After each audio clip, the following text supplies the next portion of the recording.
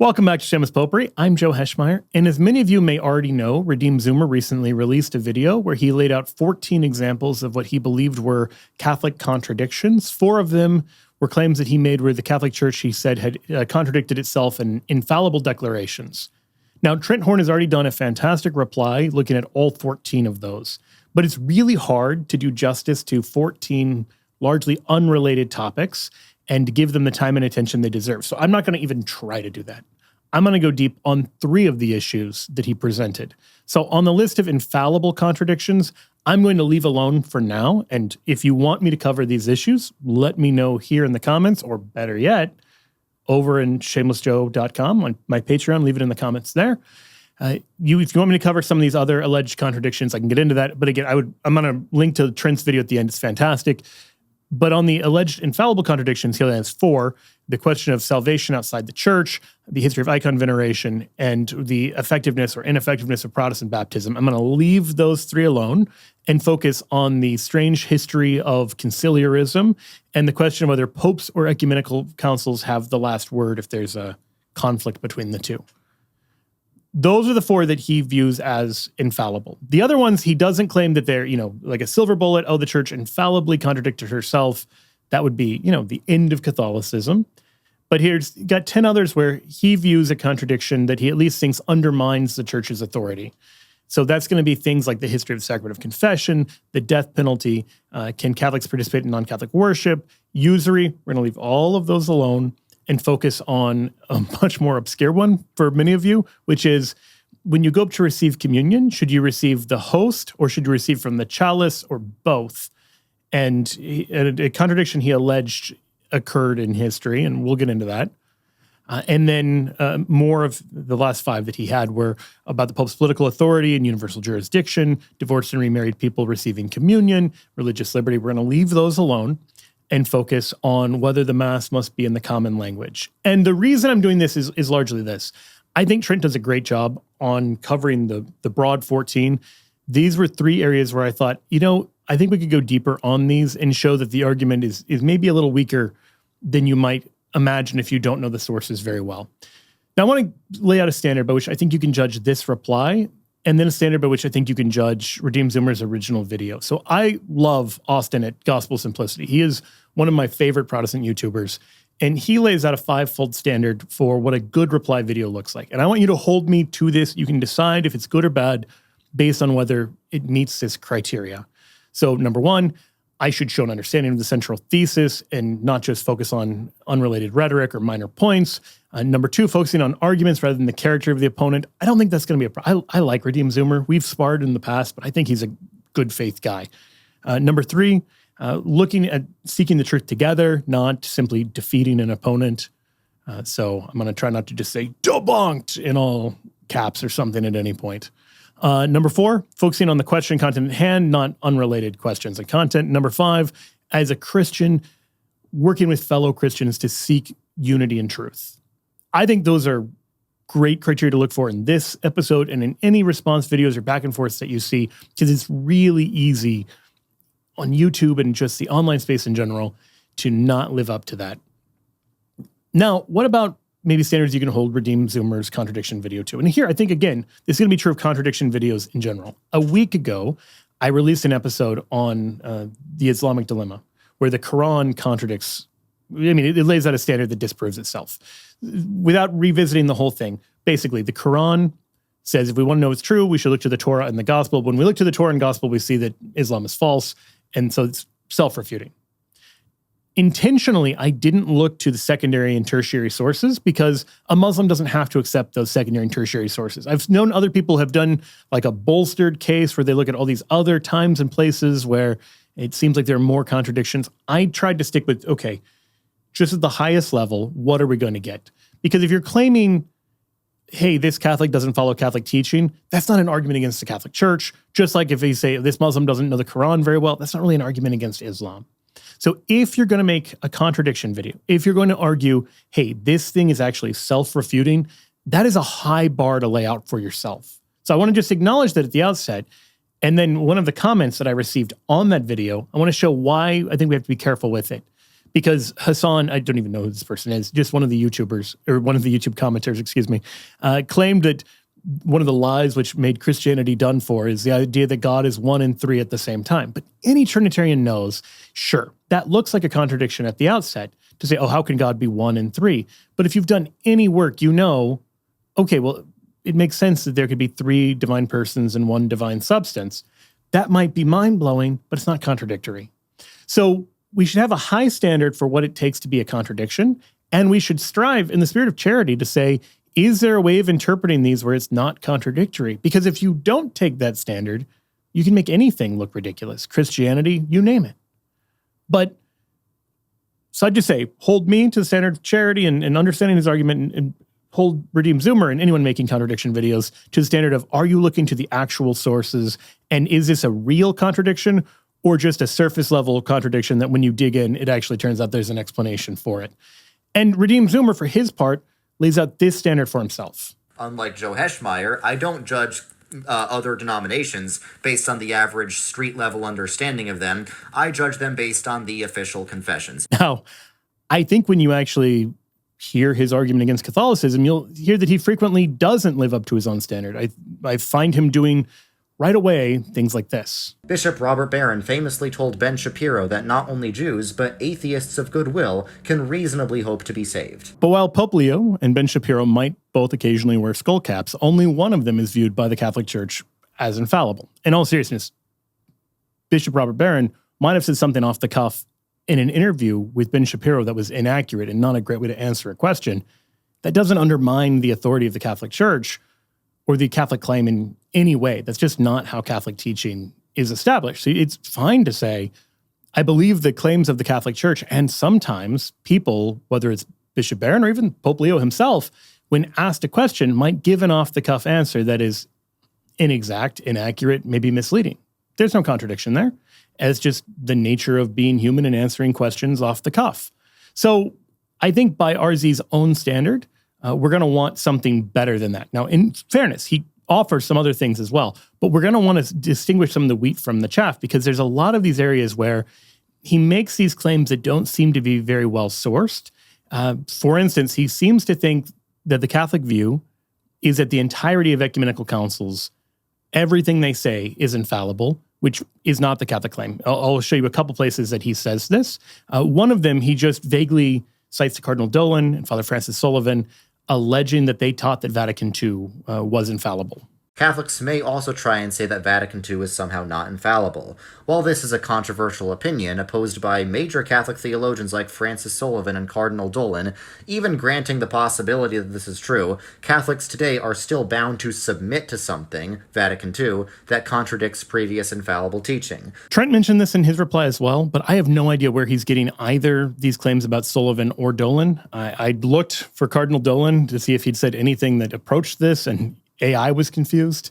For his part, Father Sullivan says the exact opposite. He actually wrote an entire book on the magisterium and different levels of teaching authority in the church, and he makes it very clear that the Second Vatican Council is an ecumenical council, but whereas Trent and Vatican I exercised the supreme teaching authority of the Episcopal College to its fullest extent by solemnly defining dogmas of faith, which is to say, acting in this infallible way, Vatican II chose not to do so. It had the authority to do so if it had wished, and chose not to. So he explicitly doesn't argue, yeah, they're doing the kind of dogmatic definitions that Vatican I or Trent are doing. So I'll leave it up to RZ to clarify like where he's getting these claims, but they don't seem to be true. So with that said, let's turn to the first of the alleged contradictions, that the Mass must be celebrated in the vernacular. And this was, if you're following his list, this was his very last one, contradiction number 14. He worded it, must the Mass be in the common language? And here's how he presents the alleged problem. One of the biggest controversies in modern Roman Catholicism is the traditional Latin Mass. The Mass used to normally be said in Latin, but ever since Vatican II, most Catholic parishes have used the Novus Ordo, which is in the common or vulgar tongue, and allows for things like Protestant music and other liturgical liberties. There are a minority of parishes that still do the traditional Latin Mass, but they are to some degree suppressed by the Church, especially under Pope Francis. However, the Council of Trent strongly condemned not simply holding the Mass in the vulgar tongue, but insisting on it. Trent says, "If anyone saith that the rite of the Roman Church, according to which a part of the canon and the words of consecration are pronounced in a low tone, is to be condemned, or that the Mass ought to be celebrated in the vulgar tongue only, or that water ought not to be mixed with the wine that is to be offered in the chalice, for that is contrary to the institution of Christ, let him be anathema." And once again, this is not a dogmatic contradiction, but it definitely is a change in the spirit of Catholicism from Trent to Vatican II. So Redeemed Zoomer seems to believe that the Novus Ordo has to be said in the vernacular, and even the way he words it, must be said in the common language. And that's just factually untrue. The Pope pointed out recently that, no, you can say Mass in Latin right now in the Novus Ordo. I mean, Novus Ordo is in Latin. I mean, that's where those words come from. And so if we're looking at official sources, now granted, it's the Pope giving an interview, so still not like the highest level of authority, but we're going to get to like more clear church teaching on this point. It's just not true that you have to say the Mass not in Latin. And the reason that this matters is because the alleged contradiction is that the Council of Trent condemns the idea that the Mass ought to be celebrated in the vulgar tongue only, that it can only be celebrated in the vernacular. But that's not what Catholics have ever taught. So there's no contradiction between Trent saying the Mass doesn't have to be in the vernacular and the Church today saying the Mass doesn't have to be in the vernacular. That's not a contradiction at all. In fact, if you read the general instruction of the Roman Missal, it talks about this change where Trent considered creating the Mass at that point in the vernacular and decided against it. But it's worth kind of getting into the weeds here just slightly, if I may. So this is paragraph 11 of the GERM, the General Instruction of the Roman Missal, says, many were pressing, this is at Trent, for permission to use the vernacular in celebrating the Eucharistic sacrifice, but the council, weighing the conditions of that age, considered it a duty to answer this request with the reaffirmation of the Church's traditional teaching, according to which the Eucharistic sacrifice is first and foremost the action of Christ himself, and therefore its proper efficacy is unaffected by the manner in which the faithful partake of it. Now, notice what's happening there. The fathers at Trent are aware of all the reasons you might want the Mass to be in the vernacular, and they're sympathetic to them. They're worried about the arguments the reformers are making, which makes it seem like the Mass is only as valid as our contribution to it. And this undermines the priestly efficacy of Christ's action in the Mass. This is ultimately a participation in the sacrifice being offered by Jesus Christ. And so they don't want to make the switch at that point in that context because they know that this is a kind of a powder keg situation with the Reformation.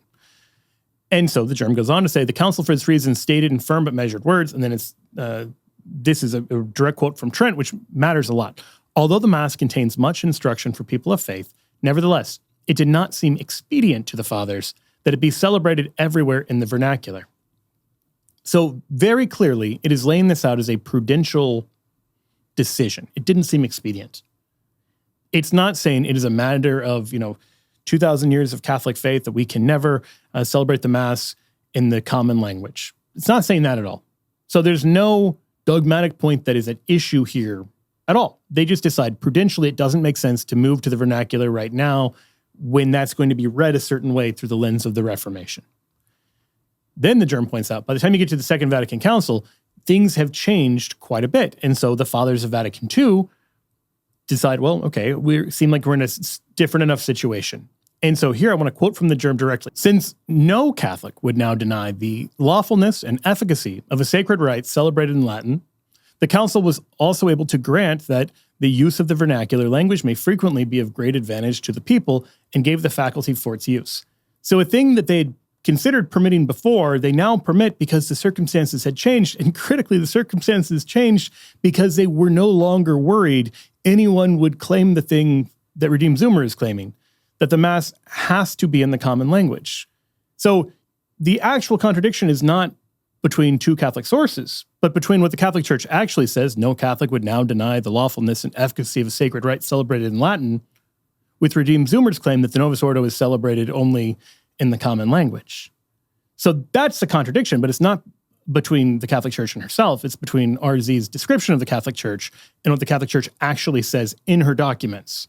So using the standards Redeemed Zoomer lays out for himself, I think we can say these kind of contradictions just simply are not contradictions. He's just factually mistaken. Okay, now on to the second contradiction, this idea about communion in both kinds. Here, he's going to make a citation to an alleged quote from Pope Gelasius, arguing that you actually have to receive both the host and the chalice at Mass. Over the centuries, people began worrying that they would accidentally spill a drop of wine. Pope Gelasius I condemned this growing practice, saying, "We have ascertained that certain persons, receiving only a portion of the sacred body, abstain from the cup of the sacred blood. Such persons, without a doubt, are to be held bound by a certain superstition." Pope Gelasius also said that division of one and the same mystery, or sacrament, cannot come about without a great sacrilege. This is an old claim that was made against the Catholic Church, and it's been debunked many times. Let's go through several of the problems with it. Number one, there is no citation that he gives in terms of show me the source where Gelasius actually says this. He just claims he says it. And this is a problem because, as Father F.C. Husenbeth pointed out back in, I believe, the 19th century, he said the authenticity of this epistle of Gelasius is very doubtful. It's not found in his genuine works. We don't find it quoted before the 12th century. Those are big red flags. So we don't actually know that Gelasius said anything like this. It may have been someone else and then later ascribed to him. Nevertheless, it's clear somebody said that you need to offer both. You need to receive both. That then raises the second problem. That in context, because this is taken up into Gratian, into his works on canon law, which is how we have it today. And Gratian clearly understands it to be about priests.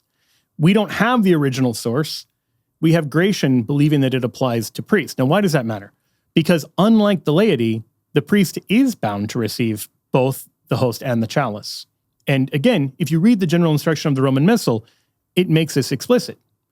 It's most desirable the faithful, just as the priest himself is bound to do, receive the Lord's body from hosts consecrated at the same Mass, and that in the instances when it is permitted, they partake of the chalice.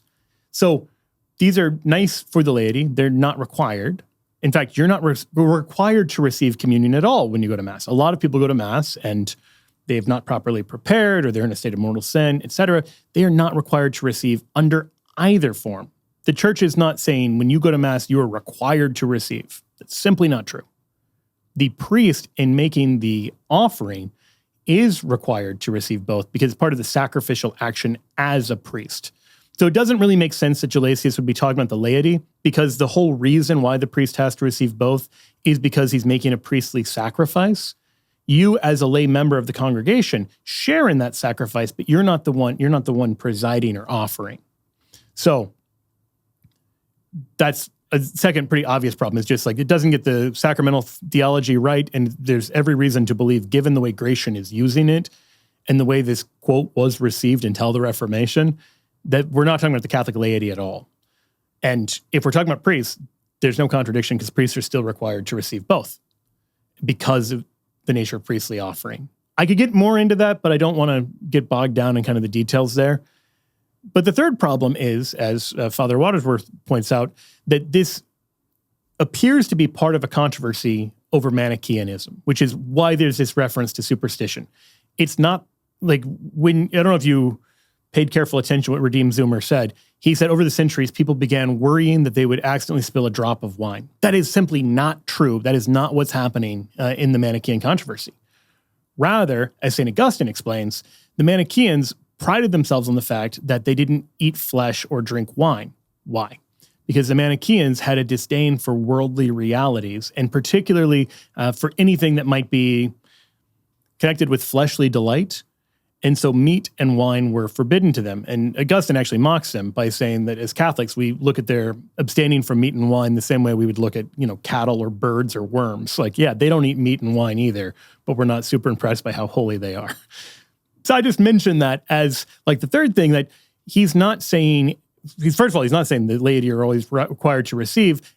And also we know from the Manichaean context that the Gelasius and then also the Leo quote that Redeemed Zimmer has in the same episode, the context of them is condemning a specific heresy where Manichaean priests wouldn't want to receive both because they didn't believe that wine was good. That is simply not at all relevant to the controversies that we're dealing with today. That then leads to the final thing that I think pretty thoroughly debunks the idea that there's any kind of contradiction here. Communion in both kinds was the ordinary practice of the early church. There were exceptions, such as lacking one of the elements or being unable to receive them, but they were exceptions. So Redeemed Zoomer admits that people in the early church sometimes only received one. They didn't always receive both. Now, that clearly shows that they weren't just Manichaeans or superstitious, or it was destroying the validity of the rite. Simply not true. The ordinary laity would regularly, maybe not as regularly as later, but there are plenty of instances where they would receive one or the other and not both. I'll give you a few examples. St. Cyprian of Carthage, in his treatise on the lapse, treatise 3, gives a reference to a young child. Remember, kids in the early church would receive communion after they were baptized. And so there was a baby who was too small to speak, who in the context had been like consecrated to demons or something by foster parents. Like a horrible situation. And the way they find out is that the baby won't receive from the chalice. But significantly, the baby's only receiving from the chalice, is not receiving the host, because a baby can't receive hosts. Like they can't chew. On the flip side, Basil the Great points out that it's unnecessary to point out that in times of persecution, you have people receiving communion in their own hand without the presence of a priest or minister, as long as custom permits it. So there would be people who would self-communicate with the Eucharist because of persecution they couldn't receive from the priest. So you have so you've got babies receiving under one kind, you've got people who can't have access to a priest because of persecution receiving under one kind, and Basil gives a third example of people like monks, what he calls solitaries in the desert. These are people who lived like this radical, if you think about the desert fathers, or the desert mothers for that matter, men or women who lived in isolation in the desert. And there would often not be a priest, and they would store the Eucharist in their cell, and then they would receive communion by themselves. So we have all of those examples. Plus, you can point to other examples. St. Justin Martyr talks about taking the Eucharist to the sick. Seemingly, this is just the host. That certainly seems to be the case in all of the ancient accounts of it. So it's just not true, either, number one, that you were ever required to receive both if you were not a priest, or number two, that like you're required not to receive both. Now, there's no contradiction on this point at all. It becomes much more the norm to receive only under one species later in the church. That's true.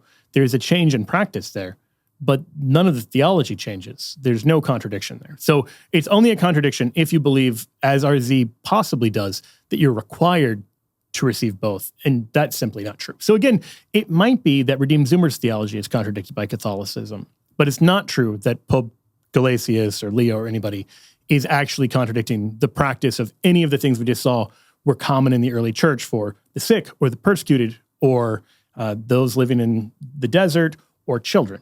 So we know there are plenty of these cases where people received only under one kind. So again, it's not a real contradiction. That leaves us with the third of the three that I'm looking at. And again, if you want more, let me know which ones you care about. This is a fascinating controversy over like the history of what's called conciliarism.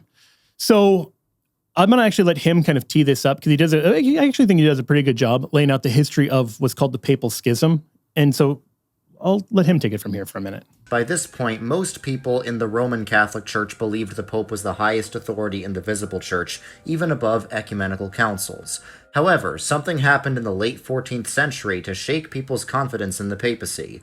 The Great Western Schism, not to be confused with the Great Schism, occurred when a group of cardinals elected a pope in Rome, but then that same group decided the election was fraudulent, so they elected a rival pope in Avignon, France, where the papacy had been for several decades. This created two rival popes, each excommunicating the other and saying that everyone under the other pope is damned. Nobody was able to know for certain whether they were in the true church. Europe split as countries chose which pope to side with, often based on pre-existing political alliances with Italy or France. The Council of Pisa tried to resolve this crisis, but it ended up just appointing a third pope. So at the heart of what Redeemed Zoomer is going to claim is that the Council of Constance is an infallible ecumenical council that taught that ecumenical councils are above popes, and that Vatican I repudiates this several centuries long understanding by saying, no, actually the Pope is above councils. And this gets a lot of the history just factually wrong in pretty easy to observe sort of way. So I'm going to turn heavily to the work of David D'Ivray, who is an excellent medievalist. He is at Jesus College at Oxford. He's got a bunch of books published through Cambridge University Press. I know an Oxford guy at Cambridge. It's a little bit of a contradiction there, but we'll leave that alone. But he talks about this Council of Pisa that you just heard Redeem Zoomer reference, and how the so-called Council of Pisa, it's not really a council, and it also didn't work. In his piece on conciliarism, he says, practice followed theory at the Council of Pisa in 1409, which deposed both claimants to the papacy and appointed its own pope. Instead of resolving this situation, however, this left the church with 3 claimants rather than 2. So this is the background to know. 1409, this is going to be a few years before Constance, to try to resolve this issue that some people think that the Pope in Rome is the real Pope, and some people think the anti-Pope in Avignon, France is the real Pope. Pisa, some cardinals get together who are mad at Pope Gregory, and because they feel like he betrayed them by making new cardinals. It doesn't really matter why. Some cardinals from the Roman side and the Avignon side get together in Pisa secretly. It's sometimes called the secret council or the secret meeting. It's not recognized as a valid council. They get together and try to say both sides are condemned.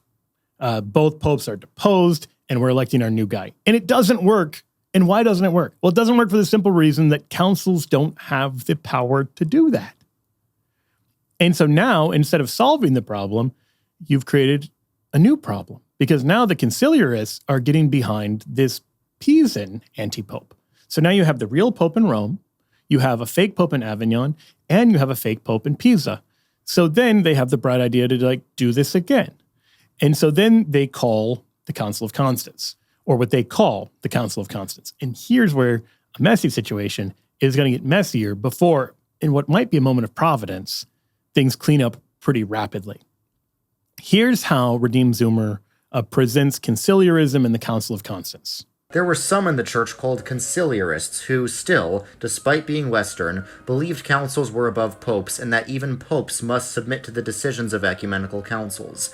They had been a minority, but the crisis and instability of the Western Schism brought their opinions to the forefront.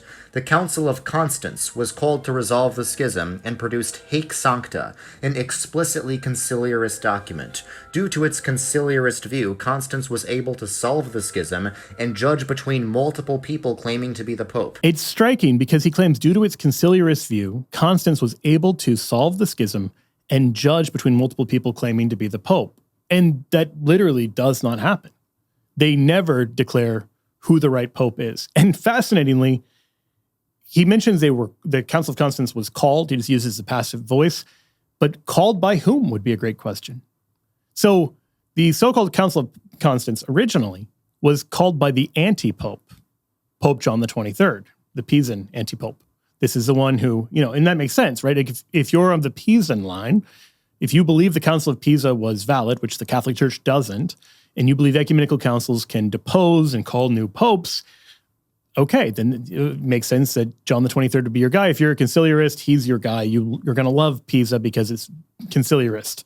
If you're not a conciliarist like the rest of the church, then you're going to say, well, Pisa had no authority. So they're trying to do the same thing they did before. But this time, their idea is, okay, if this is going to work, we can't just declare a new pope, or we're going to have 4 popes. We need these other 3 guys to resign. So anti-pope, John the 23rd, decides to gather them together at this council. So they meet under his authority, but then there's a twist, because that's in November 1414. As this starts to move forward, he doesn't like the direction this is going, and so he tries to flee in March of 1415. And now they turn on him, and now they decide maybe he's not the real pope, and they declare that he's going to be abdicated. So these sessions are wild, and it's worth kind of pointing that out. I mean, literally the beginning of session 1 is anti-Pope John declaring himself to be the Pope, declaring that they want to carry out those things which were decreed at the Council of Pisa, which isn't a real council, by our predecessor of happy memory, Pope Alexander V, who isn't a real Pope. So you have an anti-Pope citing to an anti-council called by another anti-Pope.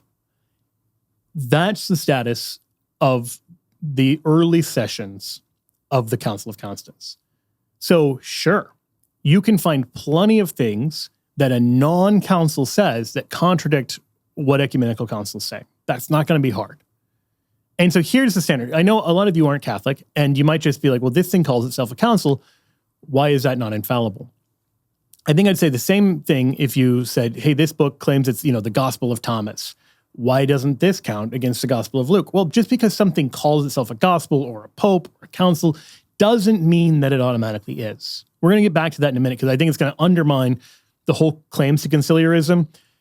Redeemed Zoomer's claim is, this is what first century Christianity looked like. It's just not true. Conciliarism is very much a movement of the 15th century, very much a reaction to this papal controversy. And they quickly realize it doesn't work in real life. And we're going to get into all of that. But for now, just to lay out the timeline as clearly as I can. So session 1 is in November of 1414, as we heard. It's called by an anti-pope. And at this point, it's not a valid council. Session 2, that's where the anti-pope offers to resign. The hope is that all three of them will resign, and then they can have a nice, clean papal election and just move forward. And then a couple weeks later, he tries to flee. Session 3, this already pretty crazy situation, goes further off the rails because the council just is like, actually, we don't need a pope at all. So they declare in session 3, this sacred council has not been dissolved by the departure of our Lord Pope from Constance. So again, they're still explicitly referring to the Pisan anti-pope as the pope. And just like, well, if you're not going to do it with us, we're going to do it without you. It's in this context, while it is very clearly not a valid council, while it's been called by an anti-pope under the authority of an anti-council that is not accepted by the Catholic Church, this is where you get the declaration Haec Sancta, which Redeemed Zoomer thinks, and I think perhaps correctly, can't be squared with Catholic theology. Haec Sancta from the Council of Constance says, this synod, legitimately assembled in the Holy Spirit, constituting a general council, representing the Catholic Church militant, has power immediately from Christ, and that everyone of whatever state or dignity, even papal, is bound to obey it in those matters which pertain to the faith and the eradication of the said schism. Now, what you just heard from is from session 4, which again is happening when it's been convoked by an anti-pope and there's no pope because even the anti-pope has fled Constance. And this has no authority from any kind of papal support at all at this point.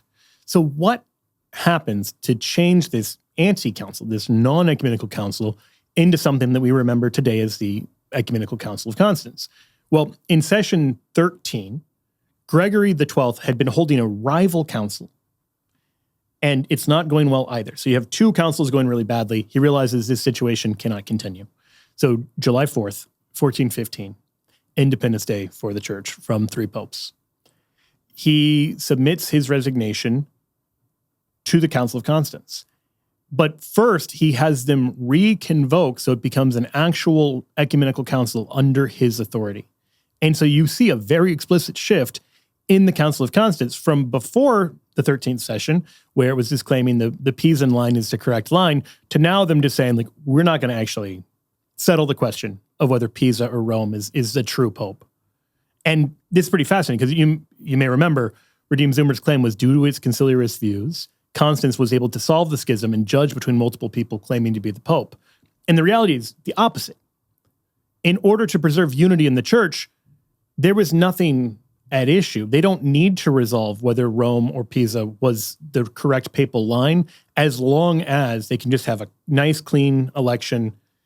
Nothing else is going to hang in the balance. They agree to accept the cardinals from both sides, and then they can just move forward.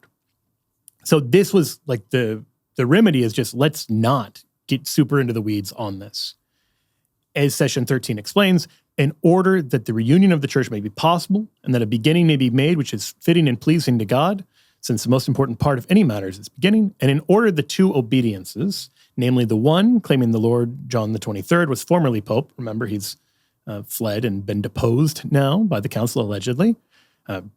This was when they were still doing their conciliarist thing. Like if you are a Pisan and you think councils can depose popes, well, before the 13th session, they declared John the 23rd deposed.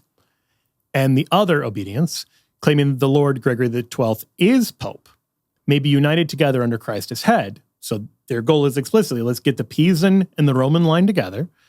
They then legitimately assembled in the Holy Spirit and representing the Catholic Church accepts in all matters the convoking, that's the important word. So convoking is the beginning of an ecumenical council. The convoking, authorizing, approving, and confirming that is now being made in the name of the Lord who is called Gregory the 12th by those obedient to him. In other words, both the Pisan line and the Roman line are able to say, okay, Gregory the 12th, we accept your authority to call this council. And that's what we call session 13. But obviously, if it's convoked here, that's really session 1.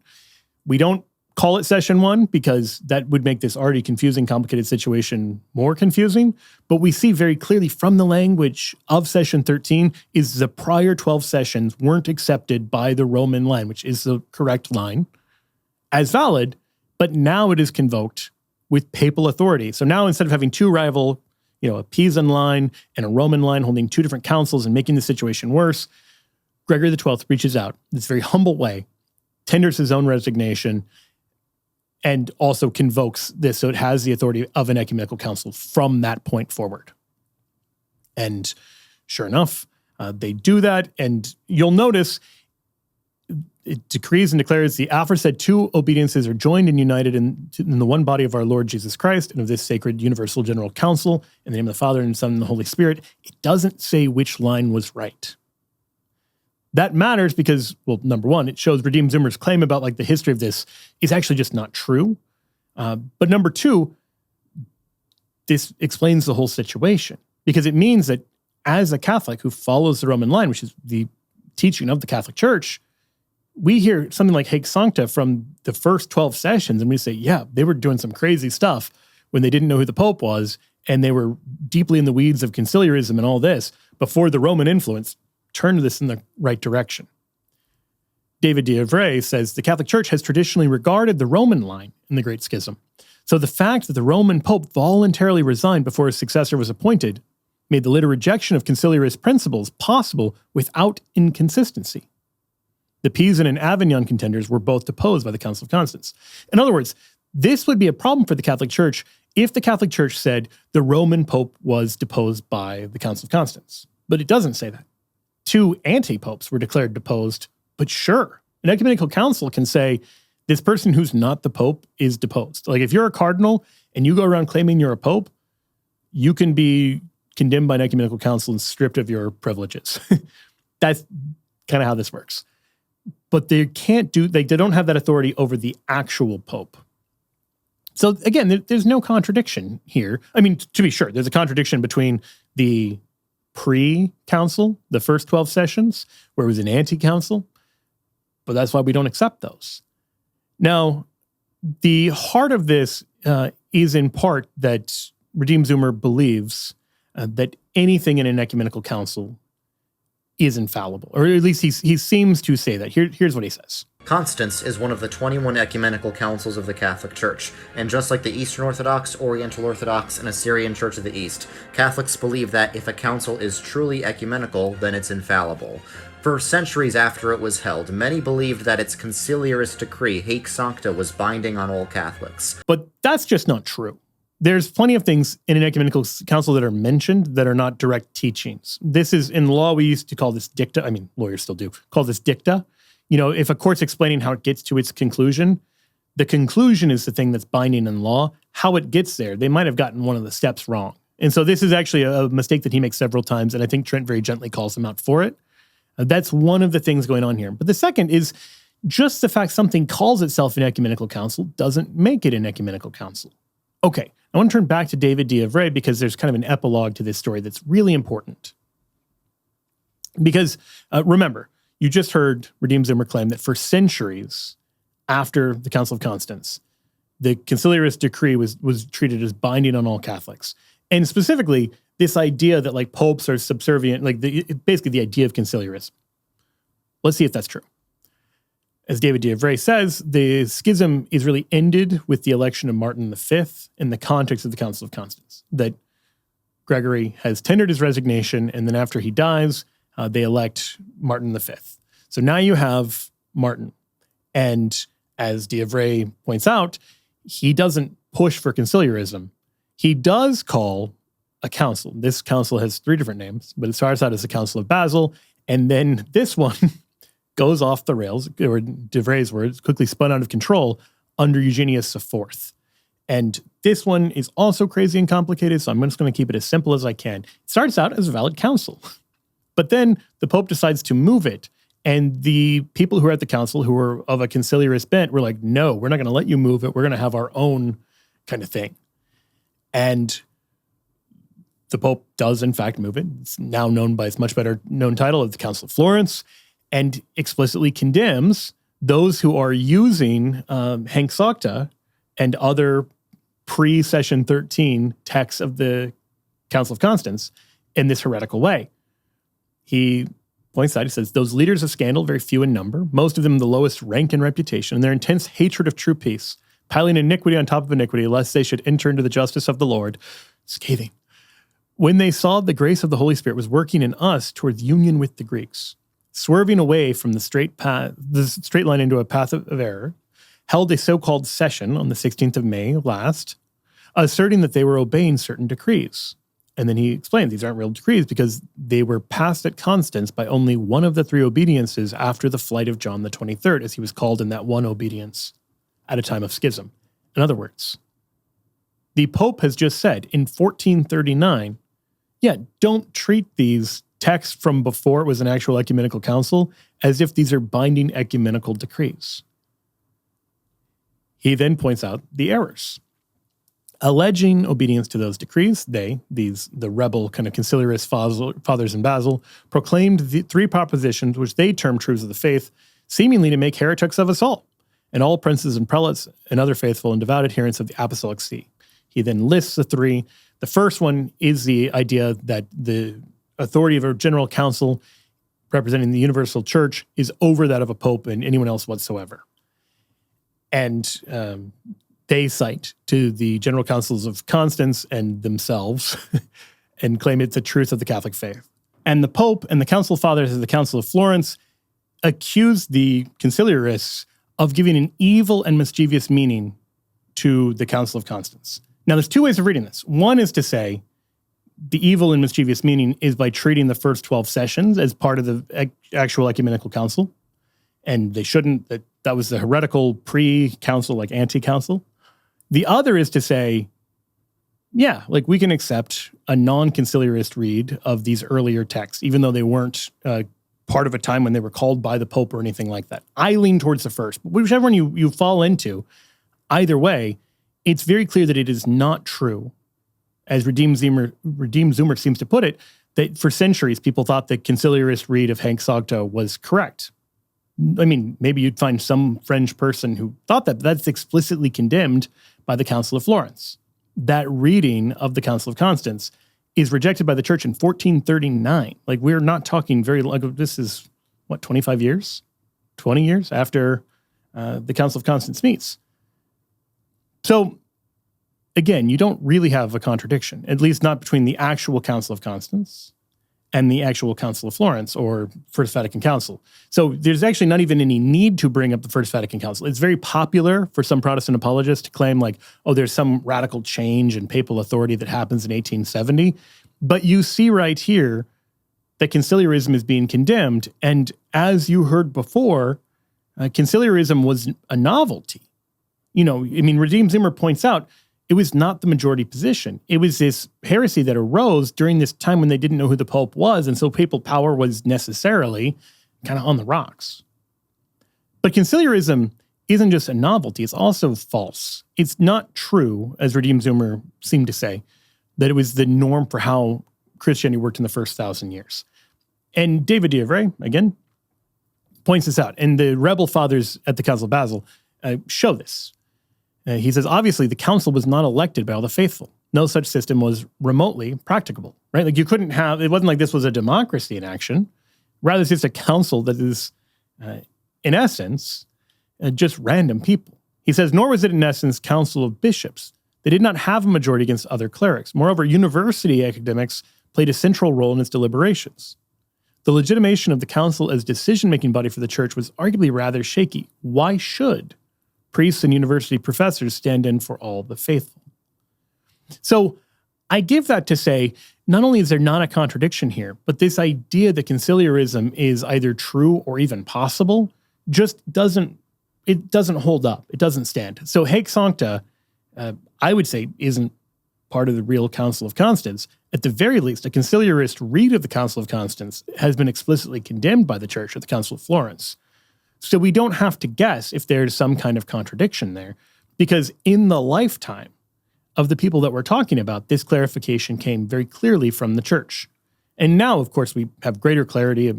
The Church did eventually say, yes, it's the Roman line, not the Avignon or the Pisan line. It didn't matter to resolve that right away because there were no dogmatic, doctrinal things kind of at issue.